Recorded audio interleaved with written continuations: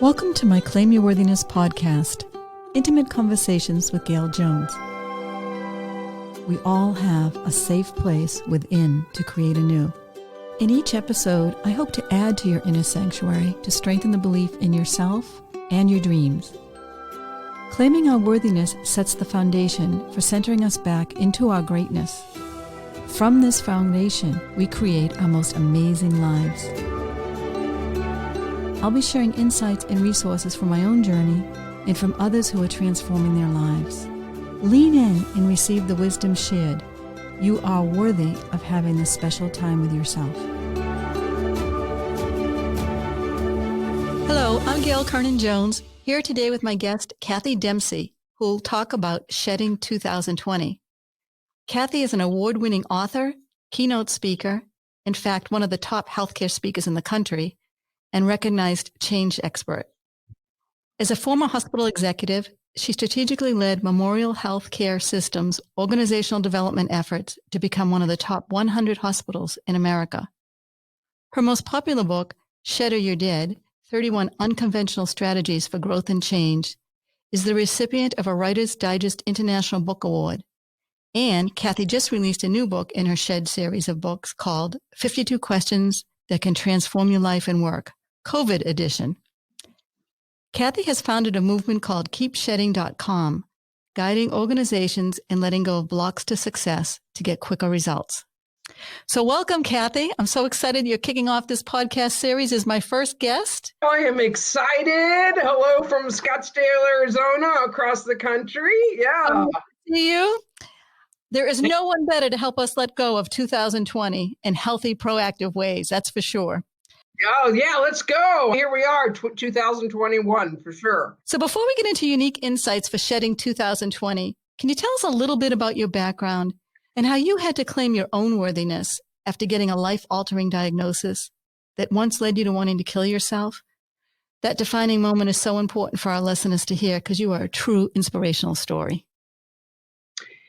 My background is in healthcare. I was an ER trauma nurse for quite a few years, and then a hospital administrator. And then for the last 20 years, I've been a motivational speaker and author and traveled the world with the Shed and Keep Shedding message.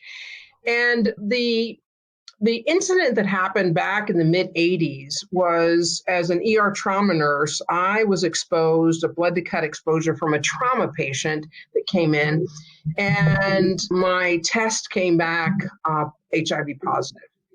And more tests came back, and confirmatory tests came back, and for months and months. And it was just devastating because I don't know how many people on the call were even remember back then. Maybe some of the millennials weren't even born then. But at that point in time in the mid-'80s, it was a death sentence. We didn't even know how it was spread. Talk about a virus that we didn't know much about. That's what AIDS was. I was quickly taken off my job. The hospital said, if the community finds out, this hospital will shut down. My friends rejected me, even where I thought I would find support and comfort in my church. They were just afraid. Nobody wanted to touch me. They didn't want to get near me. And so I was having a very difficult time. I was just isolated from everyone. Everyone was afraid about something they didn't know what the disease, what even was. And I was having a hard time just coping. Just getting through the day, eating, sleeping, our basic functions. And the isolation that people are feeling now more than ever. Oh, absolutely. I can totally identify when I hear about all these people who are either isolated in their house or isolated in a nursing home or in an ICU in critical condition, and they can't see their family, their friends, their loved ones.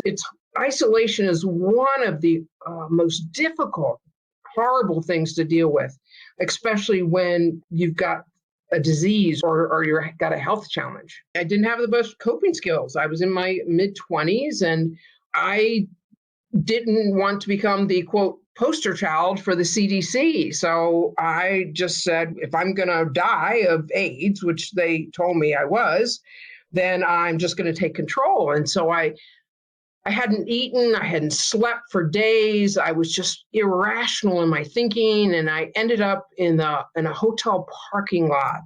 And I had a bottle of the sleeping pills in my hand. And I remember opening them up and dumping them in my hand and counting them out and thinking I better take them all. I've seen too many people survive on an overdose, so I better make sure I do this. And just as about I was ready to take these pills, there was a knock on my car door window, and it was this woman who was like, "Are you okay?" And I'm like, "No, I'm not." And this woman got in the car and she held my hand and she talked to me and got me through the night. And so fast forward 3 months later, I get a call from the CDC and the doctors, and they say, we have no explanation. But every test, all 8 tests that we've sent to different labs, confirmatory tests, everything is negative. You're not HIV positive. Wow.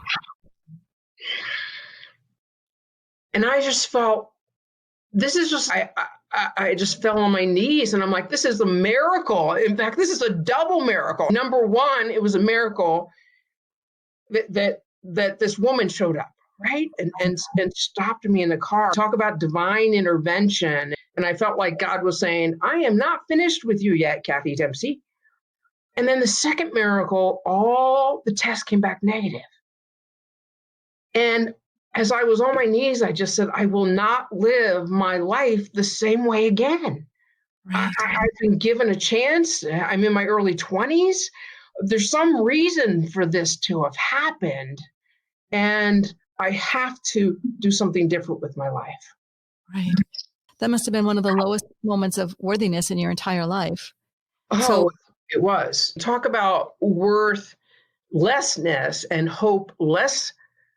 I just felt like people didn't want to be around me. They didn't want to touch me. I was going to eventually die. It was the lowest point in my life. So you mentioned that you made a decision that you're going to reclaim or redirect your life in a new way. What did you have to do to reclaim your worthiness after such a jolting scare? It must have changed your psyche for a period of time. It sure did. This was the wake-up call. It was like the 2x4 over the head. Hello. But I must say, Gail, the worthiness piece is everything that you're talking about. And I hope the listeners continue to hear all your podcasts and follow you. And you have been such an incredible example of the journey. And I've got to say, it's not an event. The AIDS crisis, the suicide attempt that was stopped, the negative test, those were events. It's the process. It's a daily process, as you talk about so much, that you have to do, like you get up and brush your teeth every day. You just can't say, okay, I feel worthy, and bam, you don't have to do it again for the rest of your life. It's a constant vigilance. So that story and the way you redirected your life actually became your signature speech for you to be one of the top speakers in the country. So how did you go from nursing and healthcare to being a speaker? Because I understand that you were once very shy about speaking in public too. Another new way. Yeah, when I got the call, I would say my divine call, I sat down with my hospital administrator and I told her that she was grooming me to be the CEO of a hospital. And I said, I don't want to do that anymore. I want to be a motivational national speaker. And she was like, Kathy, but you're afraid to talk in meetings of 5 people. Are you sure? And I'm like, just give me enough time. Just give me, I think in 20 years, I can figure this out somehow, but I know this is what I'm supposed to do with my life. And so it was with that moment that she helped support me. I went back to school. I got a master's degree in psychology. I felt like what I was doing in the emergency room was very worthy work, was very noble work. It was helping people. But what I was finding so many times in a situation that I was just helping people with Band-Aids physical band-aids on more issues that people have in their lives. And I felt if I can help them in a deeper way, in a psychological way, then maybe they won't get to this point. So going back to school and getting my master's degree was very important. Then learning how to overcome fear. And I still am afraid to speak in public. If you were to ask me to get up and speak, there would still be fear there. And you have achieved the highest earned speaker's designation in the world, and you are still afraid to speak. So that's very encouraging for people who are out in the world, and it's okay to still have fear. It doesn't go away. At least not for me. I know some people who I've talked to, colleagues, are like, I'm not afraid anymore. I'll say anything in front of anybody. But that fear, I had to embrace and make it my friend. One of my clients that I went and spoke to a few years ago was Disney. And it was such an incredible experience. And after I finished speaking, they took me on this backstage tour of Disney. And I found out that Walt Disney was afraid of mice. Really? Yes. I'm going, are you kidding me? Disney was afraid of mice. And so what did Walt do? He embraced his fear. And he said, what if I make a playful face and big ears and I'll call my fear Mickey? And so Walt embraced his fear and made it his greatest success. We wouldn't have Disney. We wouldn't have any of that if he hadn't embraced his fear. Right. For those who don't know, Kathy has a companion, Lenny the Lizard, who comes on her speaking engagements with her. How did Lenny come into the picture? Is Lenny your Mickey? Lenny is probably my Mickey. And it happened, my wise hospital administrator decided that if I was afraid of speaking in front of 5 people, that she would have me start the meetings out. I was working at a Catholic hospital at the time, and she thought I could give a little devotional. And got into a meeting one day, and I ran into my colleague, David Mann, and I said, David, how are you, and how's your snake? Because he owned a pet snake. And he said, my snake's fine, but my lizard's dead. And I'm like, what? He said, yeah, it didn't shed its skin. I said, what? And he said, yeah, that's how lizards grow, Kathy. If they're not shedding, if they're not growing, they die. And I said, David, what can we learn as humans from the lizard? And he said, Kathy, we as humans grow physically and mentally and spiritually. And if we don't shed, if we don't grow, we die. And all of a sudden, it was like a light bulb went on. Shed or you're dead. And on that day, July 29th, 1998, will forever be the birth of Shed or You're Dead and the work I have been doing for the last 22 years. This has taken you in your worthiness journey. Like one is that you confront your fears. You're worthy of being on a stage, whether you feel fearful or not. How else has this whole journey made you feel like more worthy? You're now a servant. You're serving the world with your message, and we're going to give your message. So to be that kind of servant, you have to have a greater sense of worthiness inside. So what is the big shift you made in your worthiness? To take that stage, to say, I have a message, I'm going to bring it to the world in a bigger way. Part of it comes down to belief. Belief that I was called and I was placed on this earth to do this. Mm-hmm. And that I had to step forward and take action. I was an instrument. My mouth said the words and my body stepped on the stage, and I had to claim the worthiness of myself in that I had been called to do something very important on this earth. How did your journey evolve from speaking? And I know you still do it in the manner you can right now with the challenges, but how did your journey evolve into creating the shedding revolution? And where does the revolution stand right now?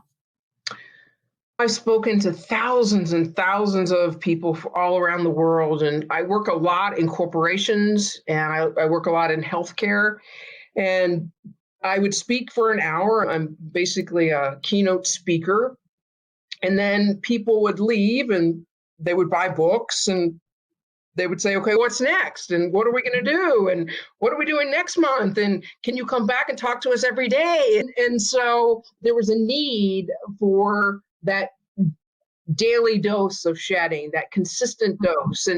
And so organizations started saying, how can we keep this alive in our organization? And so that's when we really started the shedding revolution. And people would join the shedding revolution, and corporations would say, we want our people to. And they started to identify shed ambassadors. So people throughout the organization that would keep the message alive and keep it going.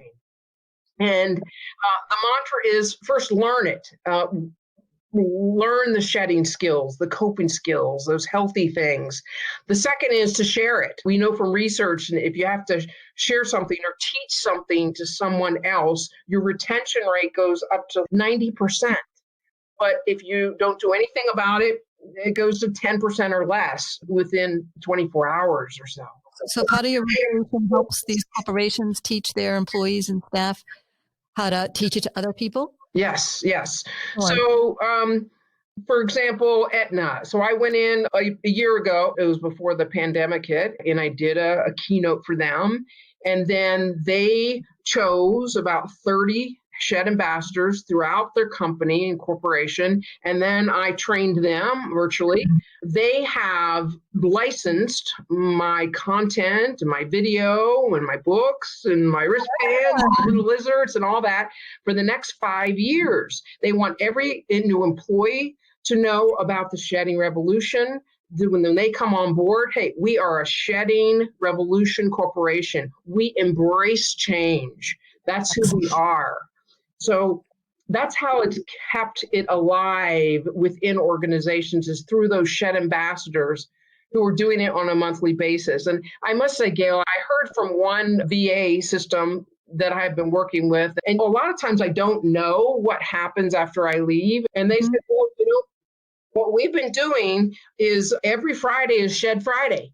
And so last Friday, since the COVID started in March, so we had shed the stress, decompress. And they had no idea. They had just brainstormed all these ideas of every Friday what to do on Shed Friday. Most of the things that we have learned have been from clients coming back and telling us what they're doing. And then we share it with other clients, saying, this is how it works. Yeah, we had an idea from Mayo Clinic about a shed box, and if you had something you need to shed, you just put it in that little box, and you end the meeting. Every time you have a meeting, what are you going to shed at the end? So it's just incredible to hear back how this message is being carried through different organizations in different ways.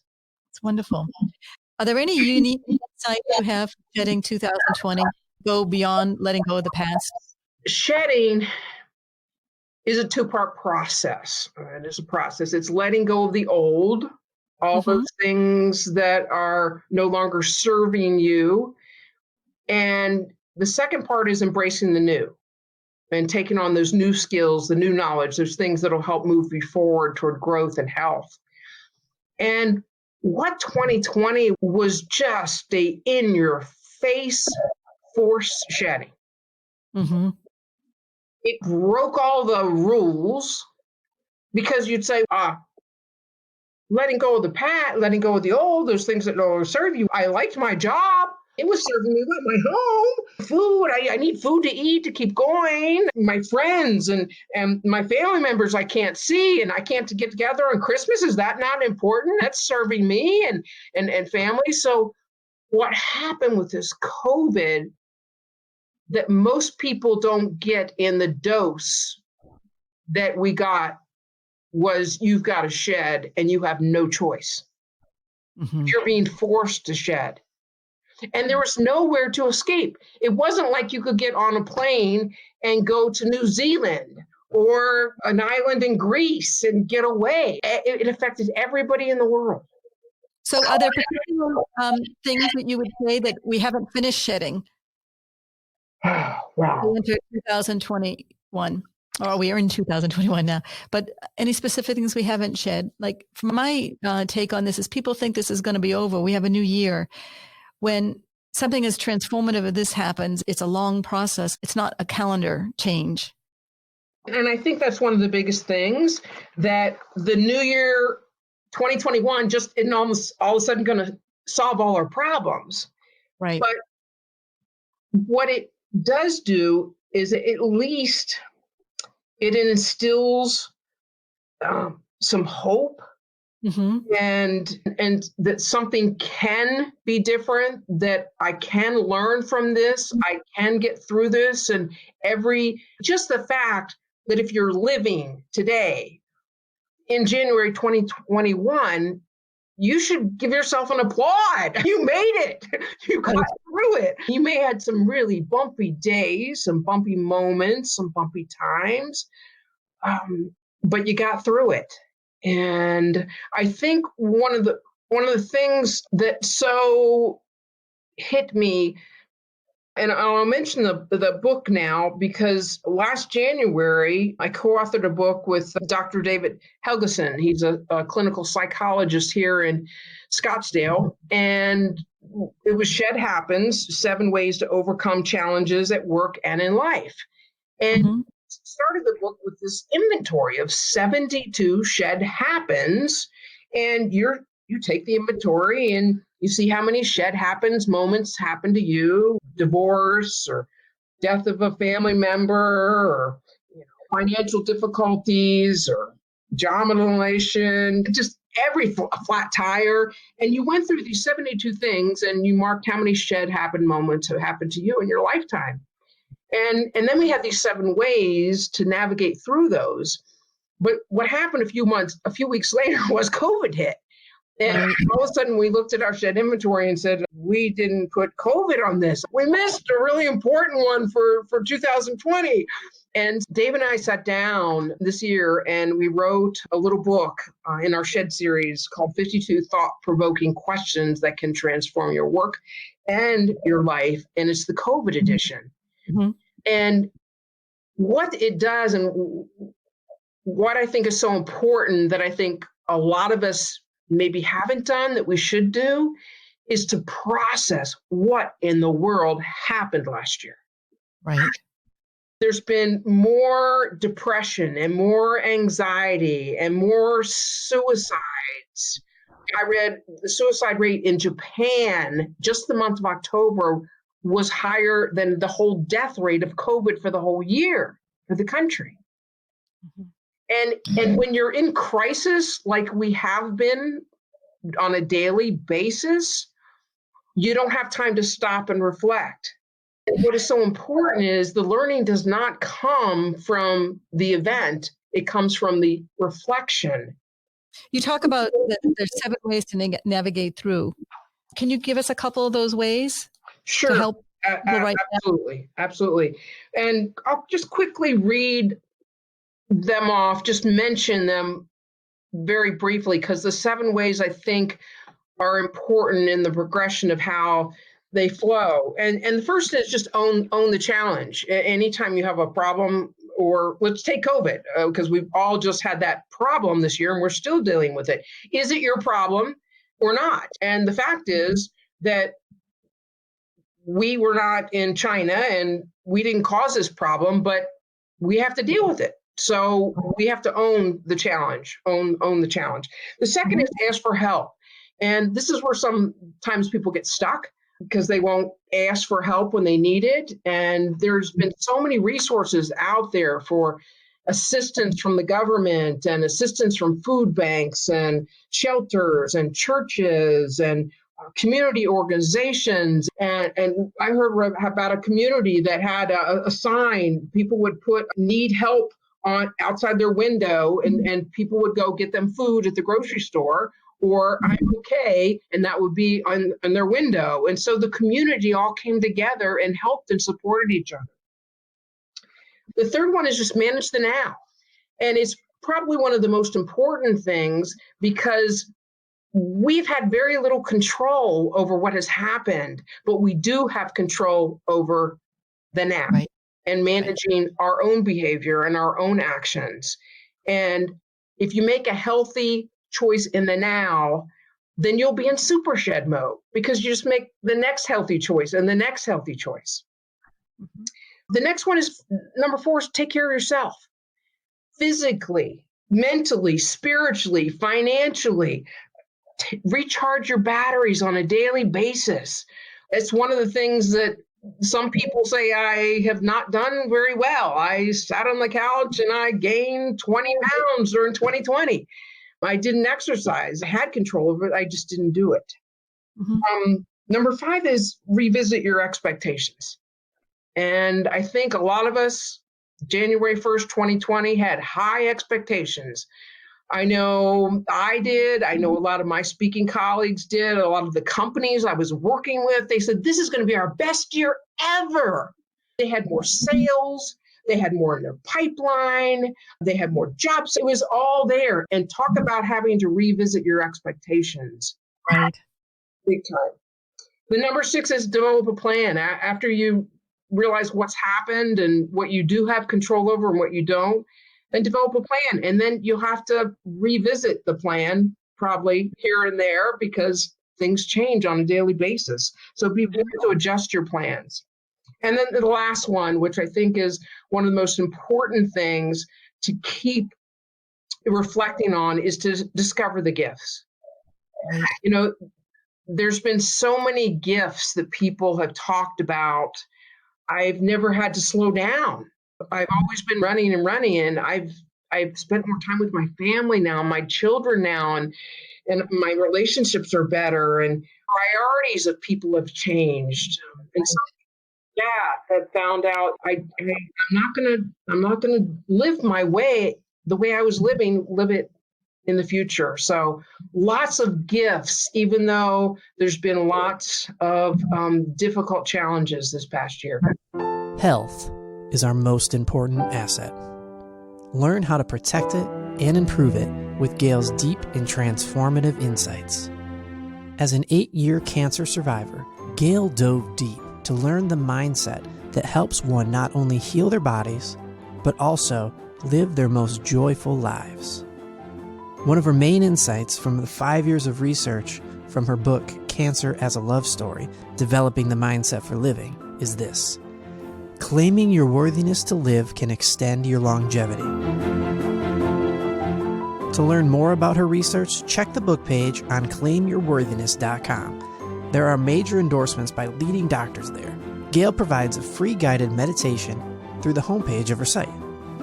Gail also offers a 6-session coaching package, both for preventing cancer and healing through it, called Creating a New Mindset for Optimal Health. Email her at gailjones@claimyourworthiness.com to set up a complimentary 30-minute session to learn more. And again, please check out her website, claimyourworthiness.com, especially her video on the homepage, to catch a glimpse of her expertise. I love how you said earlier and right before you listed the 7 ways to navigate this, was that it's a process. I call it a space for grace. People want to rush through this and get to the next step. When it's in that pause, which is the space for grace, is where you really create a new beginning. You need to go from the old to the new. You need a space to reflect so you don't repeat the past. It's not just what's the next step, what's the next step, what's the next step, because the next steps are going to be very different than the steps we had in the past. And Gail, what you're saying is absolutely true. I talk about liminal space, and that's the space in between where you've been and where you're going. And that's what you're talking about, this space for grace. And most people are very uncomfortable being in that space for grace. The unknown. The unknown is where change happens, but it is very uncomfortable. On a personal level, how has your life changed? You're probably not speaking now. I know you're working on a screenplay. How has this redirected you right now? Wow. The message needs to be told and needs to be given to people, and shedding skills are more critical now than they ever have been in the past. And so my message is being delivered in different ways. I finished 3 books this year. I also finished a screenplay, as you just mentioned. And the goal is to take the message, the shed message, from the stage to the screen, and to help people with transformation and to learn how they can transform their own lives. I haven't gotten on a plane in over a year. I've actually for you. lost my frequent flyer status. I can't believe it. And you have a new dog, a little companion. I have a new little angel dog named Gabriel, who has been the greatest joy in my life since I live alone, to have this companion with me every day. But I just felt a calling that I was supposed to get a dog. And again, I'm afraid of dogs. So I was bit by a dog when I was 5 years old. In the screenplay, there's a dog involved in there. And so I felt like, to be honest and authentic, I needed to get over my fear of dogs. Anyway, first of all, the daunting just belief that I was worthy, that I could write a screenplay. That scares me to death. I mean, that scares me more than even speaking scares me, is to think that I could write a screenplay. But I knew I was supposed to do it. I knew it was my destiny. I knew it was part of my role on this earth and the way the message was supposed to be delivered. And then I took one of the strategies out of the Shed Happens book, and that's ask for help. Hey. I don't know what I'm doing. So I went to school. I studied under Robert McKee in London, England. I studied under him in Los Angeles. And then I hired one of the best Hollywood producers, Stephen Simon, in the business for 40 years. If you've been to the movies, you've probably seen one of his Somewhere in Time with Christopher Reeves, or When Dreams May Come with Robin Williams, or All the Right Moves with Tom Cruise. He has just produced some of the best award-winning movies of the last 40 years. And so I felt like I can't do this by myself, but I can find a mentor. I can find a coach. I can get help to help me accomplish this. And he was incredible. It was painful on many days, and I left crying sometimes and starting over again. But it was one of the most incredible journeys. I love that you shared the ways you walk through all your fear. I know in a previous conversation that we've had, you said in how you had to reclaim your worthiness again to do the screenplay. I know in one of the conversations you and I have had before, you said even some of the most successful people have a worthiness issue. And I know that from all the clients I've coached, that sometimes they have the most severe worthiness issues because a lot of them are driven by having unmet needs as a child. So you have to go back and deal with the unmet needs as a child to rebuild that worthiness. So they can look successful on the outside, but inside they still feel empty because the external can't give you the internal. Exactly. So I love how you keep on sharing that you have to keep on reclaiming it. No matter what direction you go in, you're in the screenplay, you had to reclaim the worthiness. When you went from the medical field to becoming a speaker, you had to reclaim your worthiness again. So it's an ongoing journey. Right. For me, it's an internal thing because roles can be shed very quickly. How many people, 30 million people plus, have lost their job? People have lost their roles. I know 3 of my friends have lost their husbands the last few months. So they're no longer a wife. Roles can change. Things can change. People have lost their house. People are having to move in with family. And so if you depend upon your worthiness from external things, as you talk about, then it's setting yourself up for some very difficult times. And I think the anchor is, as you preach and you talk and you help so many people, Gail, is to look for it internally. Mm-hmm. When may we see this? See the screenplay? Where is it in the process?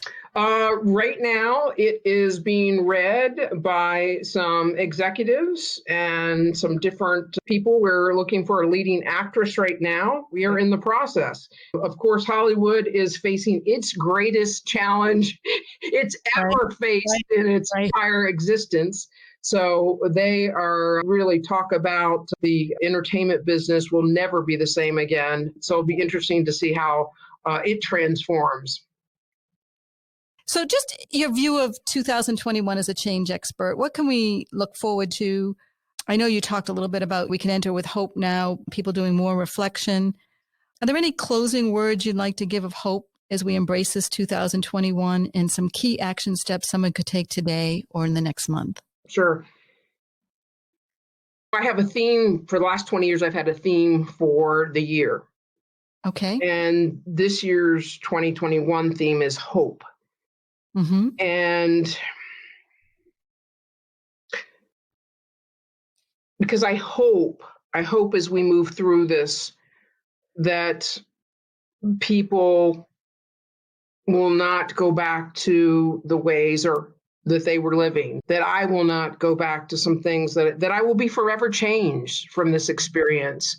And Ron, who is the main actor, was my husband, who died in the movie, on his deathbed. He was dying so well. He had a live funeral. And I just looked at him and I said, how are you doing this? How are you dying so well, Ron? And he said, you die well by living well today.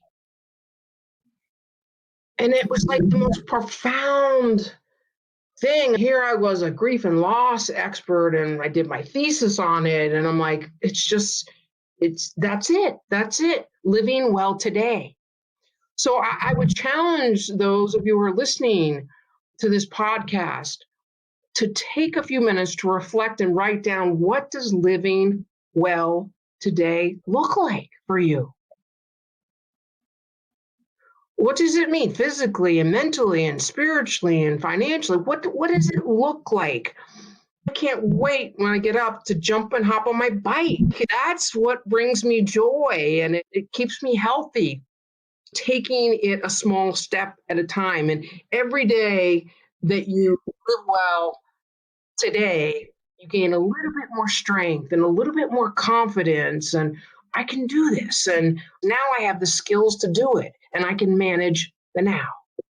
Excellent. I love this step by step. Well, Kathy, it's been so great to have you on the show today, inspiring us all to look beyond 2020 into a new beginning of unlimited possibilities. Thank you also for sharing your journeys of reclaiming your sense of worthiness a few times over as you continue to soar as a leader. So for our listeners today, Kathy is offering a free download copy of her book, Shed Happens, 7 Ways to Overcome Challenges at Work and in Life, for those who signed up by the end of the week. You can go to her website, kathydempsey.com. And if you hit kathydempsey.com/shedhappens, she's also offering a special sale price of that newly released book, 52 Questions, the COVID edition, 2 for $10. So again, that's kathydempsey.com or kathydempsey.com/shedhappens. Well, I'm just a big fan of yours, and I have been on part of your journey. I feel honored to be on the part where I met you when you came to the desert for a while, and just to see you and the transformation you've made and the growth, and you keep going, and you're just an example, an inspiration to all of us about claiming our worthiness every single day. Thank you. Happy 2021. Woo! Thank you for joining me on our journey today. I am so grateful you are part of my podcast community, where it is my dream that by claiming our worthiness together, we can more impactfully shed our light and love on this world. In future podcasts, I'll be sharing more stories of hope and unlimited possibilities for creating anew. You can also follow me on Instagram or on my Facebook page. I also hope you'll be inspired to share my podcast with your friends. Together, we are stronger. Blessings, Gail. Instagram and Facebook at Coach Gail Jones.